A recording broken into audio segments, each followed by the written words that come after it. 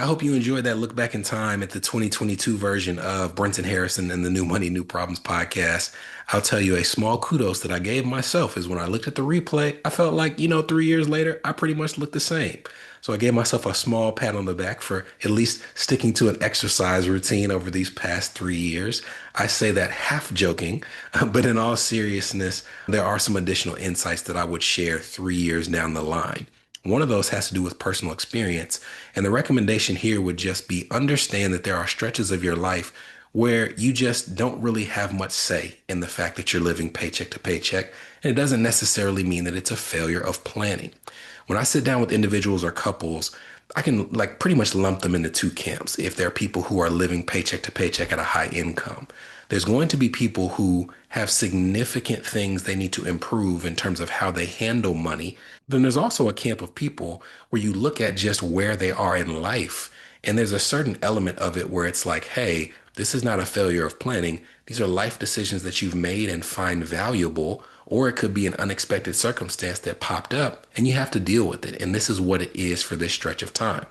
I give this example where we've talked on the podcast about the fact that there was a stretch where we had three different emergencies pop up in our home where we had to file homeowners insurance claims, and two of those were denied. So we ended up having to spend $25,000 on those different things. What I did not share is during that period of time, we were also paying for multiple therapies for my son, just, help stuff with his speech and helping him get ready for school that were hundreds, if not thousands of dollars per month. We then decided to send him to private school, which is an expense that we still carry to this day. That was also during a stretch where my wife was going between jobs. So it was like we have a two-income household right now. Now we don't. We need to switch health insurance now. She's got a new job. We're going to a new health insurance provider. In that period where it was a one-income household and I had to get it as an entrepreneur, health insurance was like $1,400 a month. It's not much lower than that now. But this was also during a stretch where I'm just starting the firm and adding staff and trying to make payroll every 2 weeks. It was a period where many of the metrics that I had previously used to measure financial success were taken away from me, and I just wasn't able to do those things.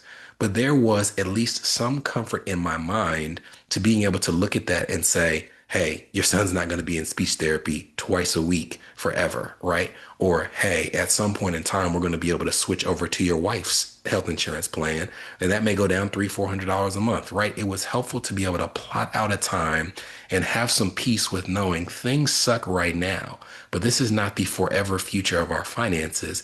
This is our current circumstance. And I would tell you that if you're in a similar situation where maybe you're experiencing joblessness or there's a health concern that you're having to cover, or you have also decided for a stretch of time to put your children in private school, or there's something you're dealing with for that child.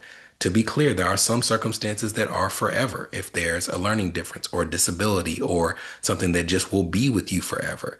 But if you can identify some elements of your finances that are temporary, try to plot a path for when that might ease up and at least have some comfort in knowing that there will be a day sometime in the future where your current circumstance is not going to be your forever circumstance financially. The next thing I would share with you is during those periods of time, I would try to measure and find different metrics of success. So I talked about the fact that during that stretch, I had some things taken away from me. In a previous year or years, some things that I would consider a success would be making sure we had a certain level of emergency reserves, putting money into our non-qualified brokerage account, paying the annual premium for my permanent life insurance, putting some money into a retirement account here or there. And those were things that I just simply couldn't do for about 2 years as we had those experiences and recovered from those experiences financially. Matter of fact, there's some of that stuff that I'm still paying down and we're paying down as a family.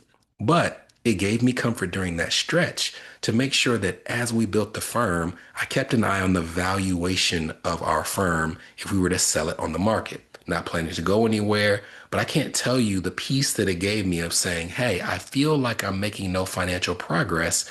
And then I look at the valuation of our firm and it's gone up 20% in the last year.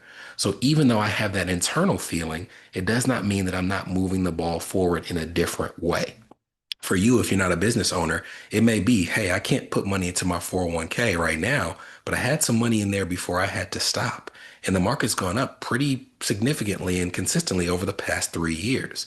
Hey, if I'm looking at my income earning potential, I'm in a stretch right now where I'm living paycheck to paycheck, but look at all these things that I've done to increase my earning potential that are going to pay dividends down the line. Now, there are some steps to take if you're like the people we talked about in 2022, where this is truly just a consequence of behavior. But if you're doing the right things within your control, I would almost guarantee you there's something you're doing right that you can point to, or even if it's not an action of yours, there's something that is going better than you're expecting, and I would encourage you to identify it.